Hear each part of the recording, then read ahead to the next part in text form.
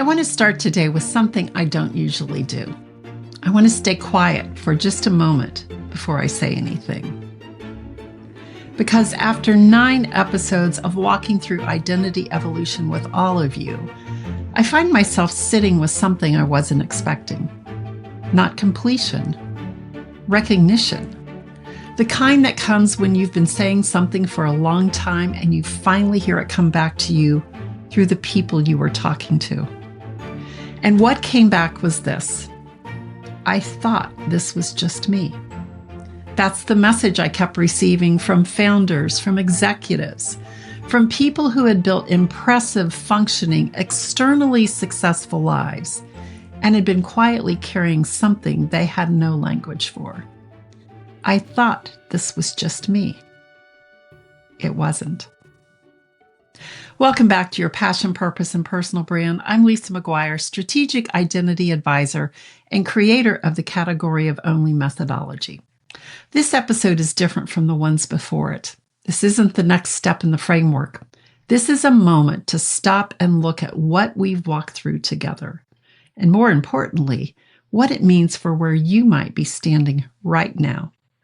Because if this series found you, it found you for a reason. Now, before we go any further, I want to tell you about what's sponsoring today's episode. Category of Only is my signature process, and I want to be clear about what it actually is, because I think sometimes people assume it's a branding or marketing exercise. It isn't. Category of Only is an identity process. It's for people who have outgrown the version of themselves the world currently knows. People who sense they have something distinct to say, or a different way of working, or a perspective their experience has been building for years, but who haven't found the language for what that feels like to be completely true. It's not about standing out. It's about standing in. It's standing in who you actually are, in what your life has uniquely prepared you to understand, in the kind of work and impact that doesn't require you to perform your way into credibility. If you've listened to the series and found yourself thinking, I know I'm valuable, I just can't fully articulate why in a way that feels honest, that's exactly where Category of Only begins. You'll find more info about that down in the show notes. So here's what I want to tell you. When I started recording this Identity Evolution series, I thought I was building a framework. I had the arc mapped out. I knew the sequence. Truth, successfully stuck, identity eclipse, reinvention ridge, the leadership shift, Category of Only, strategic identity stability, and significance beyond success. I had done this work. I had walked people through it. I believed in it. But what I did not anticipate was the moment the framework would stop feeling like a framework and start feeling like a mirror. Somewhere around the middle of recording these episodes, I noticed something happen in me that I didn't have a clean way to explain. I would finish recording and then sit for a few minutes before I did anything else. Not reviewing my notes and not thinking about the next episode. Just sitting. And I realized I was recording things I hadn't fully said out loud before. Not because I had not known them, but because I had been packaging them, making them accessible, translating them into something people could receive without being too much. And what I discovered inside my own recording process was the same pattern I'd been naming in other people. I was arranging myself for acceptance, even in a room by myself, talking into a microphone with no audience present. I was editing in real time, softening, framing, making sure the truth I was saying would land without unsettling anyone too much. And once I saw it in the recording room. I started seeing it everywhere else. I'd be speaking in a Zoom room, and in a sentence halfway out of my mouth, I would catch myself flinching on the inside. Not visibly, Nobody in the room would have seen it, but I felt it. That split-second internal edit, the moment where something true was forming and I intercepted it before it fully arrived. And what unsettled me wasn't the flinch itself. It was realizing I had been doing this for years without fully understanding the cost. So I made a decision. Before I enter a room now, before a presentation, before a conversation that matters, I stop and I think about who I am and what I'm actually there to contribute. Not what I need to prove, not how I need to be perceived, who I am, what I see, and what I'm genuinely there to offer. Because the truth I had to reckon with is this: I have already earned my authority. I don't need to perform it for anyone. I don't need to explain my way into credibility before I've even said a word. What shifted was this: I stopped filling the space with proof and started filling it with presence. I began listening more, really listening. And then I'd reflect back what I was seeing in the other person. New angles, new ways of understanding what they were carrying, and new language for what they already knew. And I noticed something. The loudest voice in the room isn't always the one who speaks the most words. Sometimes it's one that speaks different words. The words that cut through. The words that name what everyone else is circling. And what happened after that shift surprised me. People started receiving what I was saying in ways they hadn't been able to before. Not because I'd gotten better at explaining, because I had stopped explaining and started seeing. I get feedback, sometimes from people I hadn't spoken to directly in months, that something had changed. They had heard it from other people we both knew, but now that we were talking, they saw that I was operating at a different level. And I sat with that feedback carefully, because what I understood it to mean was not that I had become more impressive. It meant I had become more honest. Less time on proof, more time on truth. And that's the lesson that landed hard in my own lap, right in the middle of recording a series about it. Performance is a mask. Presence is a connecting point. And the moment you stop managing how you're received, you'll become someone worth receiving. I want to name something clearly because I think it matters. The series was never about convincing successful people that they were broken. That was never the point. Some people who found this series are genuinely aligned with what they're building. They're in seasons of real momentum and congruence. And that's not a problem, that's a gift. But there's another group, and I think it's larger than anyone realizes, who are functioning so well externally that they haven't yet slowed down enough to hear themselves. And because success still rewards them, they keep moving, they stay capable, they stay useful, and they stay needed until something gets quiet enough that they finally hear the question they've been avoiding.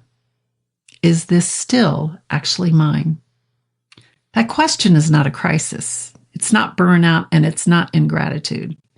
It is what happens when the identity organizing your life starts to shift. And identity shifts don't announce themselves the way we expect them to. They don't arrive with drama. They arrive as a quiet wrongness, a flatness in work that used to feel alive, a restlessness you can't explain to anyone without sounding like you're complaining, a strange feeling of loneliness inside a life that looks from the outside like everything you were supposed to want. That's what I was naming in this series, not the breakdown, the quiet reckoning. Now, that loneliness, I want to speak to a little bit more here for a moment, because I think it's the part people are least willing to name. This kind of loneliness happens more often than you think. You look around at other people and they look successful. They look certain. They look like they have it together in ways that you currently don't. And the quiet voice in the background asks, "What's wrong with me?" But here's what's actually happening. Most people have learned to craft how they show up to others. They have this composed exterior and confident answer. They put on a performance of having figured it all out, while in the background, quietly and privately, most people are doing exactly what you're doing, trying to keep themselves on solid ground. And when the world shifts, when the rules change, and when the stability we counted on turns out not to be as stable as we thought, we have to figure out how to come back to ourselves. And for many people, that is foreign territory, because we spend our whole lives following the script. The next step, the right credential, the right role, the right milestone. And the script was supposed to produce a life that felt like enough. And for a while it did, until it didn't. So here's what I want to offer you. The quiet thought process you've been carrying, the one that feels so private, so disorienting, so embarrassing to admit, it doesn't have to be lonely. It becomes less lonely the moment you stop trying to outperform it and start actually listening to it. Because underneath the disorientation is information. It's telling you who you are and who you are not. It's giving you clues to what you're willing to carry forward and what you're no longer available to carry. And when you have that anchor, when you know who you are and who you're not, something shifts. You stop needing the room to confirm you. You stop performing for belonging. And you realize something that is very simple and very hard to arrive at. You are enough. Not because of what you've produced, not because of what you've proven, just by being who you actually are. That is not a small thing. That is everything this series has been building toward.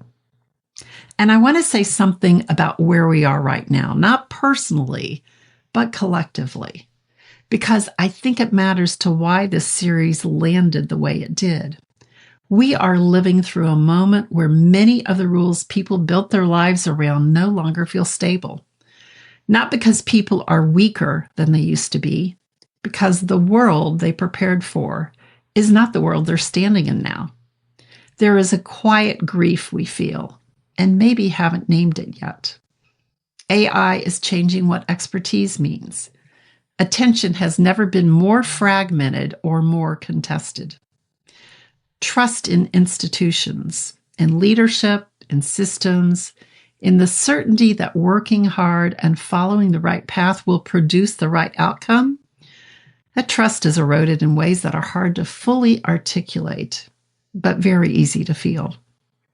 And what I see watching this happen is people doing what they've always done when things feel uncertain. They look outward. Maybe more strategy will work. They look for more information and more data. What they're craving is more certainty imported from somewhere else because their own internal compass has never felt more unreliable. But here's what I keep coming back to. In a world where information is infinite and execution is increasingly replicable, where AI can generate the strategy, produce the content, and optimize the process, what cannot be replicated is the person doing the seeing. Your perspective and discernment, the pattern recognition from your particular life and experience that built. The ability to be in a room and know something before anyone else says it. That is not a soft skill. That is the thing that will matter most in what's coming. And the only way to trust it is to know yourself. Not conceptually, not aspirationally, actually know yourself. I created something for that person who is in that exact moment, who can feel something has shifted, but isn't clear on what it means or what to do with it. It's called Successfully Stuck, the First Truth Kit. It's not a course and it's not a program. It's a starting place. Inside is a self-diagnostic, a set of reflection prompts, a guided audio from me, and the identity evolution map, so you can see where you are in the journey we've been walking through together. The whole point of it is this: before reinvention, before strategy, before the next chapter takes shape, you have to tell yourself the truth about where you actually are. And that's what the kit helps you do. You'll find the link down in the show notes. So if you've listened to the Identity Evolution series once, I want you to invite you to go back. Not because you missed something, but because you're different now than you were when you first heard the episodes. They haven't changed. You have. And there are things inside each episode of the series: Straight Talk, Successfully Stuck, Identity Eclipse, Reinvention Ridge, the Leadership Shift, Category of Only, Strategic Identity Stability, and Significance Beyond Success. Things that didn't land for you the first time, they will land differently now. Not because I said them better then, because you're standing closer to the truth of them now. And that's how this work moves.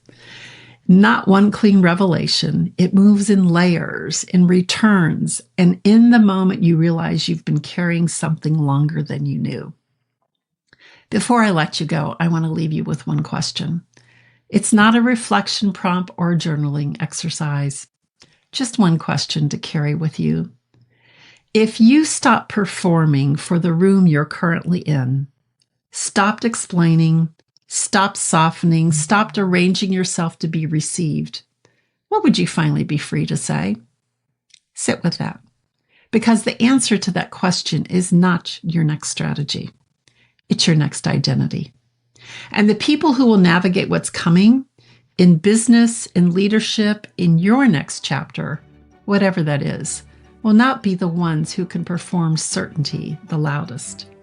They will be the ones who remain rooted in themselves while everything around them keeps moving. That is not a personality trait.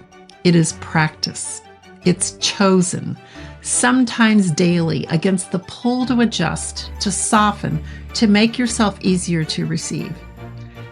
You know, the world has spent a long time rewarding the performance, but the performance is not the authority. The person behind it is. And when you finally stop managing how you're received, something comes into focus that has been there all along. That's your category of only. That's the work. Thank you for being with me through this series. I'll see you back here next time.